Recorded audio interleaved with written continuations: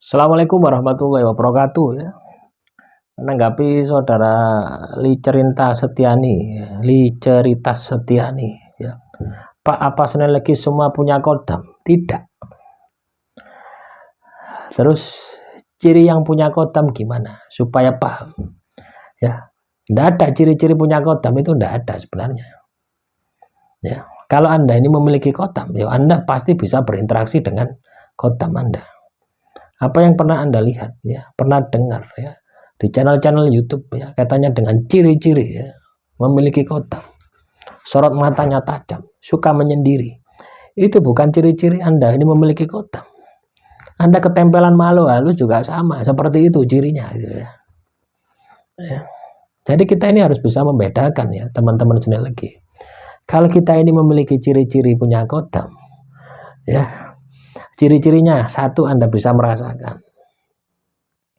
Yang kedua ya, Anda bisa berinteraksi dengan kodam tadi. Yang ketiga, Anda bisa melihat. Yang keempat, ini untuk memastikan ya 100% itu adalah kodam Anda. Anda bisa memerintahkan, menggunakan, tidak hanya merasakan, tidak hanya melihat, tidak hanya berkomunikasi, tapi Anda bisa perintah itu kodam ya. Misalkan ya,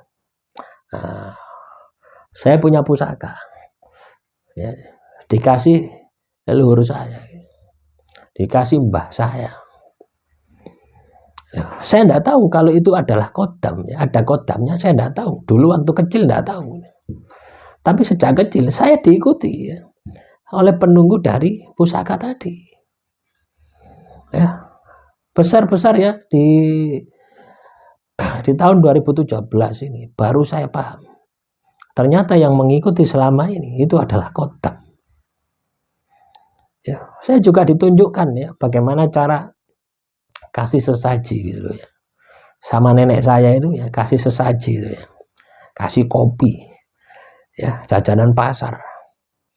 Terus kasih rokok kelopot ya. Ya, biasanya ya di kamar mbah saya. Kayak sopo mbah ini. Saya bilang seperti itu, kayak sopo. Kayak mbahmu. Loh, mbah teko ta mbah? Iya, kok bengi. Pagi harinya saya tanya mbah saya. Mbah, ya apa mah bengi mbah? Teko mbah lanang teko, mbah kong teko. Kebetulan mbah kong saya ini kan sudah meninggal. SD saya jadi kesayangannya, jadi saya merasakan itu. Teko mah bengi, lah kok gak dipangan jajane? Enggak, gawe kue ae. Seperti itu. Akhirnya saya makan itu sesajinya itu. Ya, kopi ini juga saya minum, tapi pahit. Ndak gula nih tak buat. Ya, saya makan jajannya, rokok ya. Rokok kelopot nyingit-nyingit tak rokok. Ya. Jadi sejak kecil ini sudah ada proses transformasi ya. Nah, ini kodam leluhur dari jenis pusaka. Ya. Dan saya ini merasa diikuti terus ya, dalam kondisi sadar semacam ini loh ya, bukan dalam mimpi, dalam kondisi sadar ini ya, diikuti terus, selalu diikuti. Saya bisa melihat kapanpun, dimanapun saya bisa melihat dia gitu.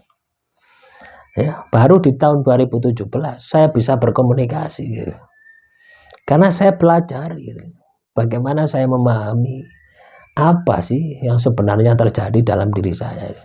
Kalau saya tidak terkena sihir, tidak terkena teluh, tidak terkena santet, mungkin saya tidak akan paham dengan kodam-kodam itu. Ya.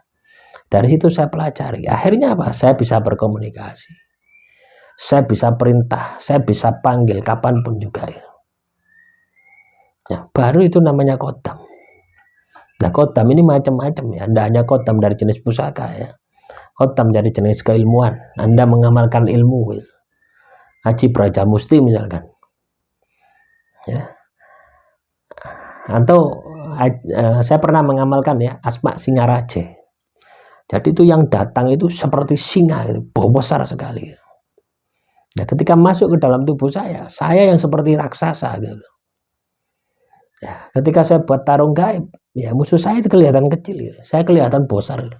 Saya merasanya seperti itu, ya, padahal ya tidak berubah. Nah, itu adalah kodam dari jenis keilmuan. Ada juga kodam dari pengisian ya, pengisian pemaharan. Anda datang ke orang pintar terus dipasang susu, ya. Itu kodam dari jenis pemaharan. Anda pasang pagar gaib di rumah Anda, ya, supaya Anda kebal, itu kodam jenis pemaharan. Ini resiko, ya, kodam jenis ini beresiko, ya, karena apa? Yang bisa memerintah adalah pemasangnya. Anda belum tentu bisa mengendalikannya. Dan banyak kejadian kasus, ya, setelah pasang susu menyesal. Hidupnya bukan tambah baik, tapi hidupnya semakin berantakan. Juga sama dengan ketika dia sudah pasang pagar. Bukannya pagar memagari, tapi pagar makan tanaman. Ya. Nah, bisa dipahami, ya. Apakah teman-teman senang lagi memiliki kodam semua? Tidak. Kalau ciri-ciri Anda, matanya tajam, sorot matanya tajam, kalau emosi, ya, sangat luar biasa. Loh, Anda ketempatan makhluk halus juga sama, seperti itu, ya. Nah, maka hati-hati, ya. Ketika Anda tidak memiliki pusaka, tidak memiliki leluhur yang memiliki kodam, artinya kodam leluhur, tidak memiliki kodam pusaka, tidak pernah melakukan pengisian, ya, pemaharan, pasang susuk, pasang pagar badan, pagar, atau tidak pernah mengunjungi orang pintar, minta syarat, ya. Ya. Terus Anda tidak pernah melakukan sebuah keilmuan, ya, tiba-tiba Anda ini merasa diri Anda lain daripada yang lain. Hati-hati, bisa jadi itu adalah makhluk halus yang nempel di dalam tubuh Anda. Dan kalaupun teman-teman senang lagi memiliki kodam dari jenis keilmuan, tentunya kodamnya ya beda-beda, ya, tergantung dari ilmu apa yang Anda pelajari. Atau ketika Anda memiliki kodam dari jenis kodam leluhur, tentunya kodamnya juga beda-beda, tergantung dari leluhur Anda. Ya, kalau Anda pasang atau pemaharan, beli online media susu, ya, minyak wangi, minyak nyong-nyong, ya, tentunya kodamnya juga beda-beda, ya. Atau ketika teman-teman senang lagi, ya, menjalani keilmuan, tentunya kodamnya juga beda-beda.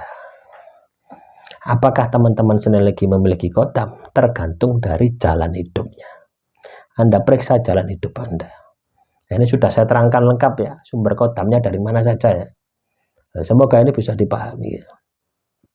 Kira-kira Anda memiliki kodam atau tidak? Kira-kira Anda layak tidak untuk diikuti oleh kodam? Atau jangan-jangan yang mengikuti Anda bukan kodam, melainkan makhluk halus? Hati-hati, ya.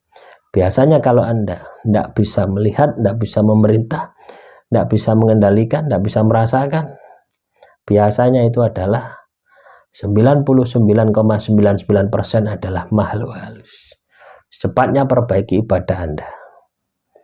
Supaya apa? Supaya bersih dan tidak menjadi sumbatan di dalam hidup Anda. Demikian teman-teman sekali lagi, semoga materi kali ini bisa bermanfaat. Assalamualaikum warahmatullahi wabarakatuh.